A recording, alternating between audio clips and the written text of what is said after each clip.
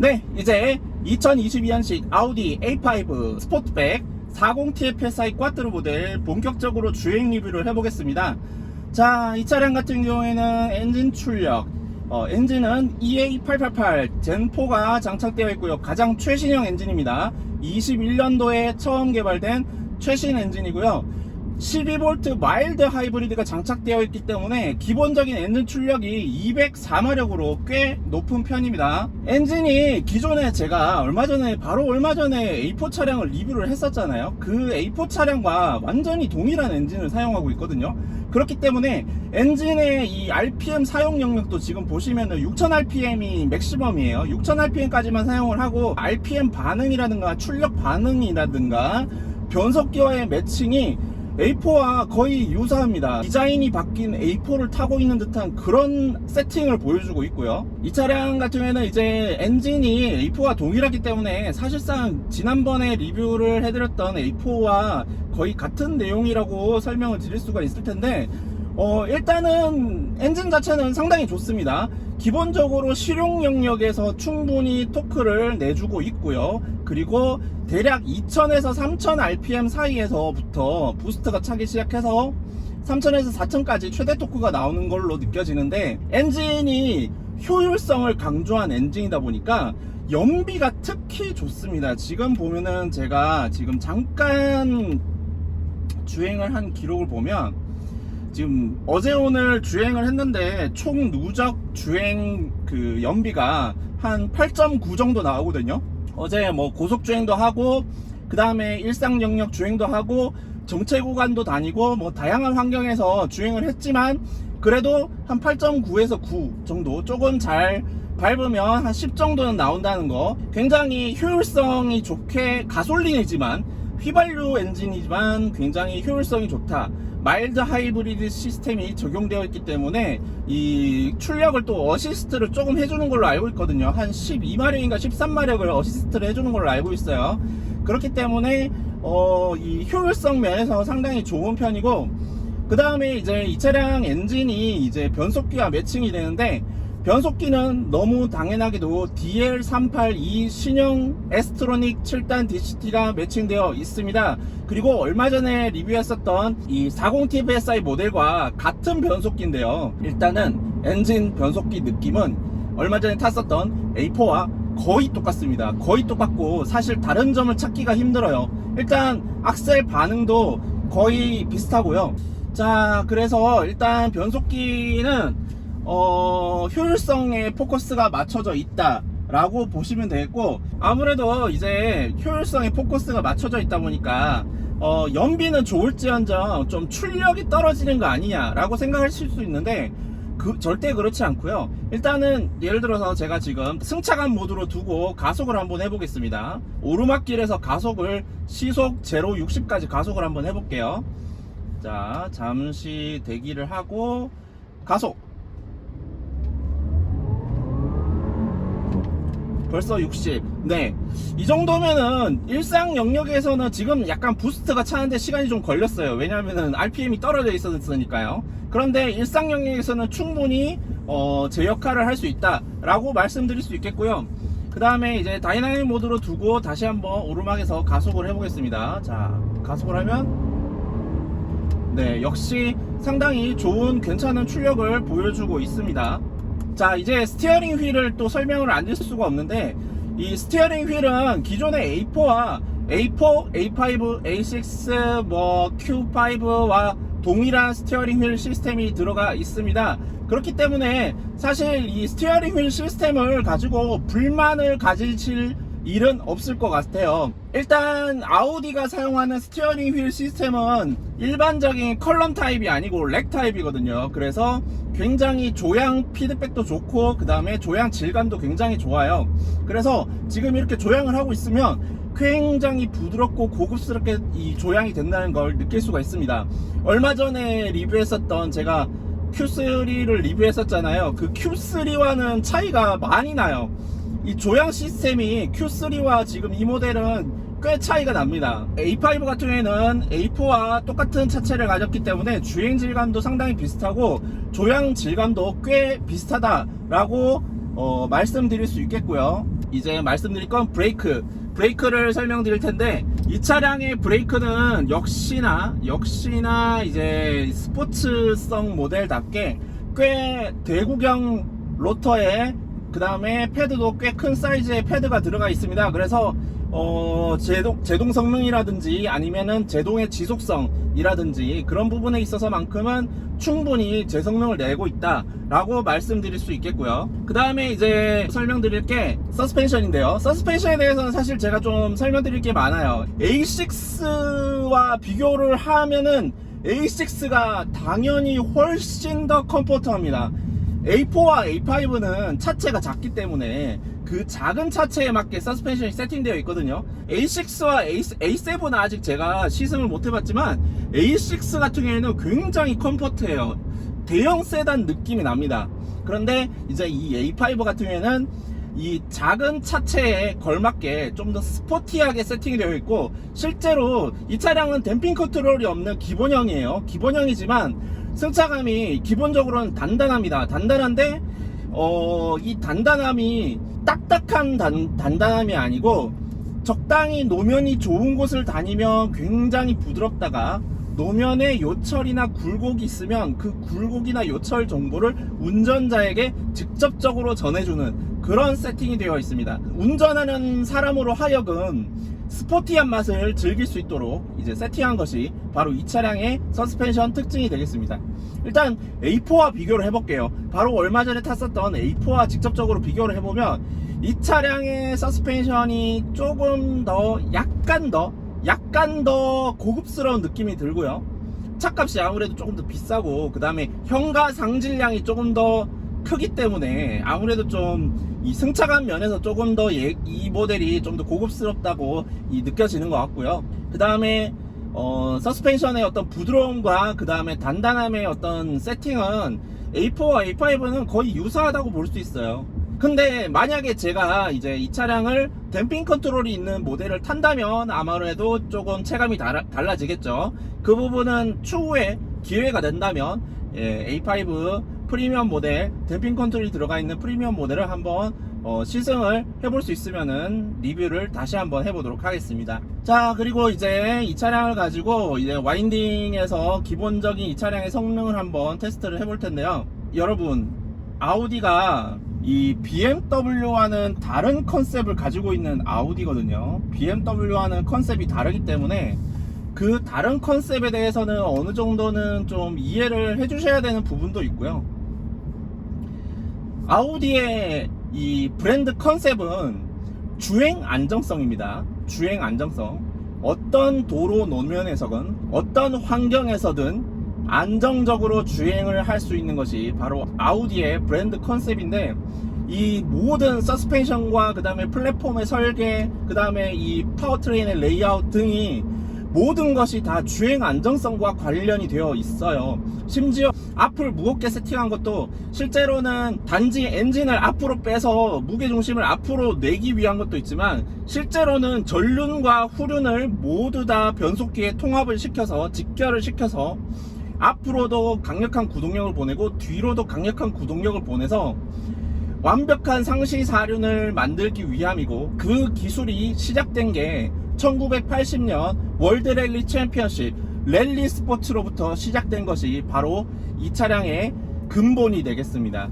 그러니까 사실은 아우디를 타보면, 이 아우디로 이 와인딩을 타보면 느껴지는 게, 아우디를 타고 예를 들어서 코너를 이렇게 빠르게 돌아보면 차가 언더로 밀려나거나 리어가 이렇게 털리거나 되는 게 아니고 전체적으로 차가 슬라이드하는 느낌이 납니다. 전체적으로 슬라이드하는 느낌이 나는데, 이 주행하는 특성은 잘 보면 랠리 스포츠에서 랠리카들이 보여주는 모션과 꽤 닮아 있습니다. 그러니까 한마디로 사륜으로 약간 슬라이드하는 느낌이죠. 아우디의 종치 방식 차들의 이 스포츠성을 보면 거의 그렇게 모션을 보여줘요. 자, 이제 다이나믹 모드로 설정을 하고요. 일단은 이 차량의 성격을, 본격적인 성격을 알기 전에 일단 트랙션 컨트롤은 끄지 않겠습니다. 자세 제어 장치는 완전히 켜놓고 한번 주행을 해볼게요.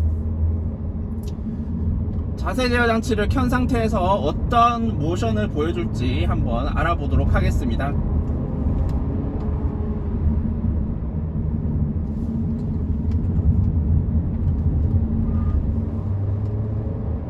자, 기본적으로는 자세 제어 장치를 켠 상태에서는 약한 언더스티어가 발생하는 걸 알 수가 있습니다. 그리고 어지간하면은 차가 노면을 놓치지 않아요.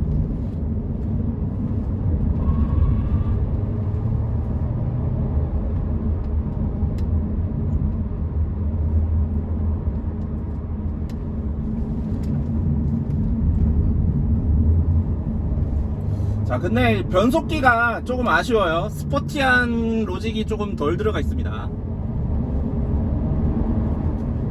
스포티한 로직이 좀 덜 들어가 있고요. 패들 시프트를 이용하면은 그 로직의 단점을 좀 해소를 시킬 수 있을 것 같아요.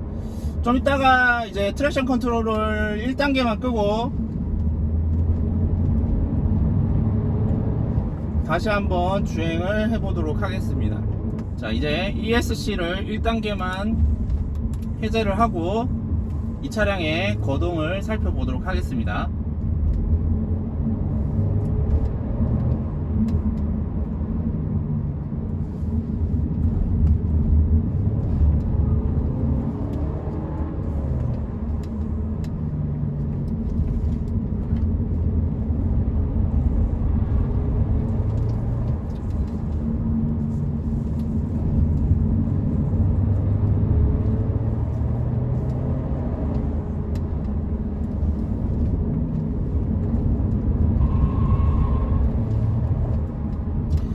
자, 일단은 이 차량 같은 경우에는 이제 거동을 좀 살펴봤는데요.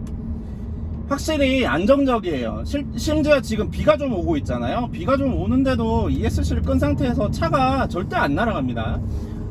그리고 이제 조금 더 악셀을 밟아서 이제 파워 슬라이드를 일으키면 그때서야 이제 차가 날아가는데, 일단 제가 항상 말씀드렸듯이 전자식 사륜 구동인 경우에는 코너링에서 전륜과 후륜의 토크 배분이 좀 약해진다고 말씀드렸잖아요. 그래서 이 차량을 이제 주행을 해봤을 때 얼마 전에 탔었던 이제 45TFSI Q5 차량 같은 경우에는 엔진 출력이 높았기 때문에 전자식 꽈뚜로라고 해도 충분히 코너에서 밀어주긴 했었거든요. 그런데 이 차량은 이제 기본적으로 마력도 좀 낮고 토크도 낮기 때문에 코너링에서 이제 후륜 쪽으로 구동력이 좀 덜 가는 느낌이 좀 있습니다. 그 부분이 좀 개인적으로는 좀 아쉬운 것 같아요. 후륜 쪽으로 토크가, 만약에 이 차량이 기계식 사륜이었으면 후륜으로 토크가 많이 가서 파워 슬라이드를 일으키기가 훨씬 쉬웠을 텐데, 지금 이 차량 같은 경우에는 전륜 쪽으로, 코너 상황에서 전륜 쪽으로 좀 더 많이 구동력이 가기 때문에 오버스티어보다는 언더스티어 현상이 좀 더 잘 발생하고, 그 다음에 언더스티어라고 해서 막 말도 안 되게 날아가는 그런 언더가 아니고요. 왜냐면은 이 차량은 기본적으로 지금 타이어가 굉장히 넓은 광폭 타이어가 끼워져 있기 때문에 언더가 발생하고 싶어도 잘 안 날아가요. 그러니까 안 날아가는데 억지로 파워 슬라이드를 일으켜서 뒤를 날리려고 해도 실제로 이 차량은 뒤가 잘 날아가지도 않고, 그렇다고 앞이 잘 날아가지도 않고, 그러다가 이제 코너에서 접지력 한계가 발생하면은 앞과 뒤가 같이 날아가는 그런 슬라이드 현상이 생기는데, 슬라이드 현상이 생겨도 이 차량은 트랙션이 충분히 확보가 되기 때문에 굉장히 안정적으로 주행을 할 수가 있어요. 심지어 제가 트랙션 컨트롤 지금 ESC를 1단계를 해제했는데도 불구하고 비가 오는 상태인데도 정말 그냥 마른 노면에서 주행하듯이 주행이 방금 했거든요. 그런 걸 보면 이 아우디의 트랙션 능력은 정말 일품입니다. 일품. 아우디의 컨셉이 바로 그거거든요. 어떤 상황에서든지 안정감을 주는 능력, 그 안정감을 주는 능력이 바로 아우디의 컨셉이고 바로 특징인데, 그 브랜드의 컬러를 이해를 하지 못하고 자동차 리뷰를 해버리면 이상한 리뷰가 나와버려요. 특히 이제 자동차 리뷰어분들 중에서 아우디에 대해서 어떤 컨셉인지를 전혀 생각을 못했다고 칩시다. 그러면 좀 고민은 해봐야 될 거 아닙니까? 아우디 차가 어떤 모션을 보여주는지, 그리고 그 모션의 의미가 뭔지, 아우디가 어떤 방향성을 가지고 있는지 그 고민을 조금이라도 해봤다면, 당연히 아우디는 주행 안정성을 이 컨셉으로 잡고 있고, 그 기술의 근간은 1980년대 월드 랠리 챔피언십에서 우승을 했던 그 아우디 꽈트로에서부터 시작된 근본이 바로 지금 이 차량에 녹아있다 라는 걸 알 수가 있을 텐데, 왜 그걸 리뷰할 때 아무도 설명을 안 하는지 모르겠어요. 아우디가 100년이 넘는 역사 동안 전륜구동, 종치방식 전륜구동을 만들었고, 그 종치방식을 1980년대에 완전한 상시 사륜으로 꽈트로로 개발을 하면서 1982년 84년인가요? 아무튼 월드 랠리 챔피언십에서 2번이나 우승을 하고, 그때 정말 압도적인 그 그래블 도로에서 주행 능력을 보여줬던 그걸 지금 이 차에 녹여낸 것을 왜 어떤 리뷰어들도 설명을 안 하냐는 겁니다. 저는 그게 너무 안타까워요. 그냥 생각만 해봐도 충분히 알 수 있는 부분이지 않을까요? 네. 어쨌든 이 차량의 그런 컨셉은 이제 그런 주행 안정성으로 보시면 되겠고요. 자, 지금 비가 아직 좀 더 오고 있는데 ESC 1단계만 끄고 다시 한번 주행을 해보겠습니다. 자, 비가 오는데 왜 ESC를 끄냐라고 걱정을 하실 텐데, 아우디를 타고 주행을 해보시면 알아요. 이게 진짜 BMW랑 완전 다릅니다. 이게 BMW는 여기서 무조건 미끄러지거든요. BMW는 지금 여기서 무조건 미끄러져요. 아우디는 지금 트랙션 껐는데도 ESC 1단계인데도 안 미끄러집니다.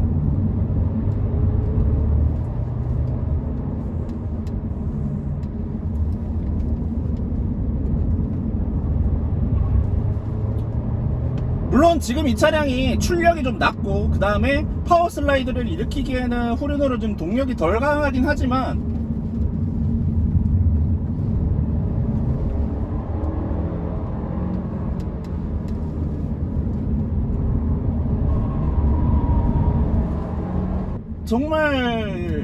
정말 아우디스러운 차량이에요. 정말 아우디스럽습니다.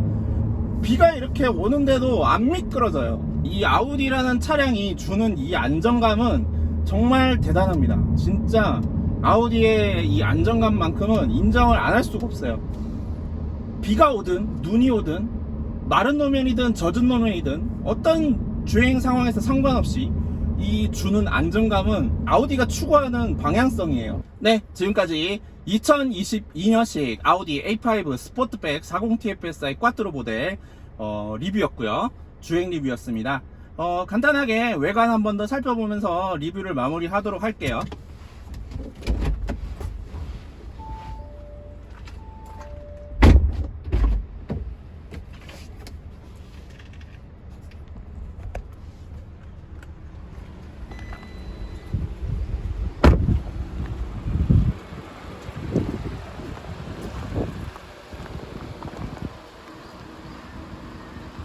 네. A5 디자인 정말 지금 봐도 너무 이쁘게 잘 나온 것 같고요. 물론 이제 새로운 풀체인지 모델이 나오면 그때는 또 새로운 디자인이 나오겠지만, 그때는 글쎄요, 모르겠어요. 내연기관으로 나올지 아니면은 뭐 전기차로 나올지 하이브리드로 나올지 모르겠지만, 지금 세대의 이 A5 스포트백의 디자인은 정말 매력적입니다. 정말 매력적이고요. 네, 지금까지 2020년식 아우디 A5 스포트백 40TFSI 꽈트로 모델 주행 리뷰였고요. 이 차량을 협찬해주신 제주 아우디 전시장 관계자 여러분, 그리고 유영백 딜러님께 너무나도 감사하다는 말씀 다시 한번 더 드리고 싶고요. 지금까지 재밌게 봐주셔서 감사합니다. 다음번엔 또 재미난 리뷰로 찾아뵙겠습니다. 감사합니다.